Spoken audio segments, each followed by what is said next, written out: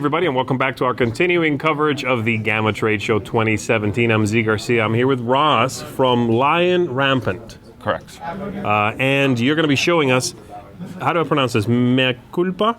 That sounds like a very good ancient Or Latin. That sounded classy, if I do say so myself. Yeah, indeed. I just call it Mea Culpa, but you had a very good accent. Mea Culpa. Yeah, that sounds good. Yeah. Great. So, what kind of game is this? Tell me a little bit about what the setting here is. What's going on in it? Well, I think it's a very unique game because it's centered around the bad times in the church in the medieval ages, where the church would be selling letters of indulgence to let you basically do whatever you want and get into the pearly gates. So the designers of this game first had the idea of the theme and spent a lot of time trying to find mechanics that would support the theme. Yeah. So some people look at it and go, holy smokes, there's way too much going on in this game.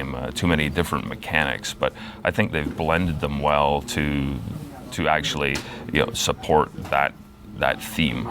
Cool. So the game is basically played continually until 2 of the 3 cathedrals are finished. Once the two of the 3 cathedrals are finished, everybody breaks out their letters of indulgence and does the final round of scoring. And these are the 3 cathedrals here? Yeah, 3 cathedrals here. Okay, so 2 of those 3. Oh, yeah, nice. Yeah, two of the 3 here. So if we ended like that, we'd pull out our letters of indulgence, which is basically a set collection part of the game. So you're doing an awful lot of mechanics going on in the game, some bidding, some market manipulation, some hidden action cards, basically chance taking in the House of Pleasure.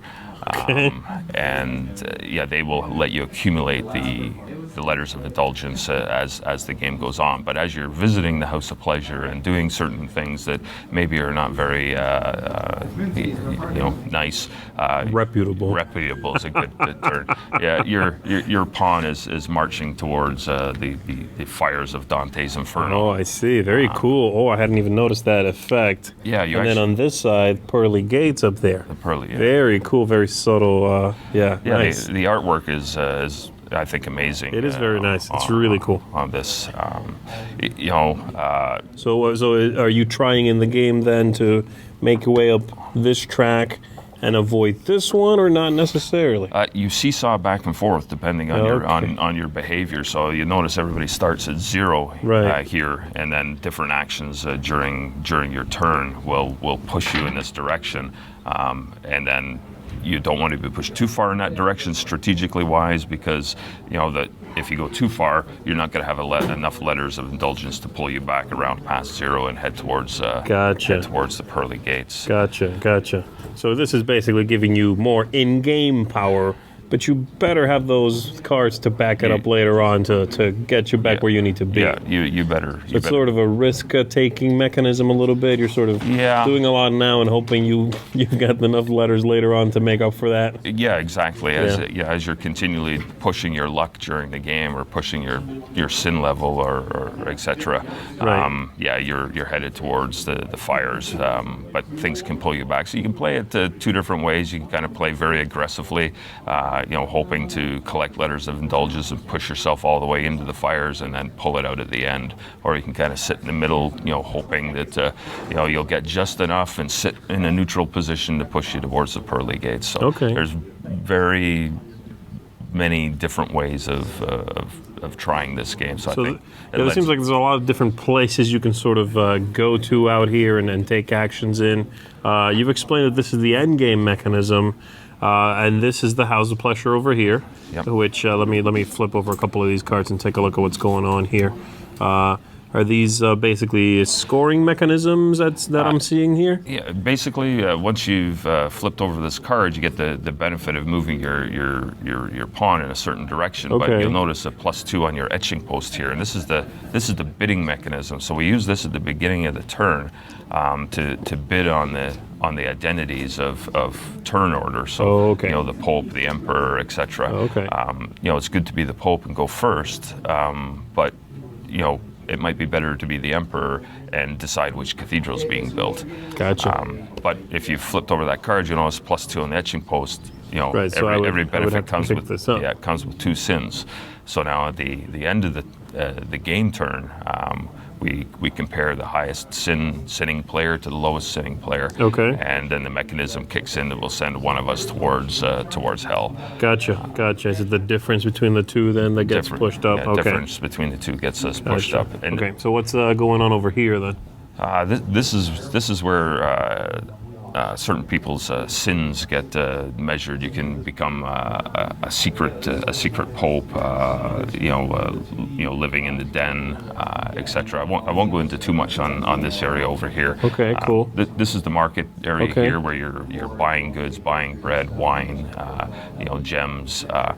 The individual turns of the game, and once the last good is bought in the market, then we would reset bidding, reset the rolls, reset the turn order, Gotcha. etc. And the reason you wanted to buy these market pieces, the bread, etc., is to build the cathedral. Okay. Okay.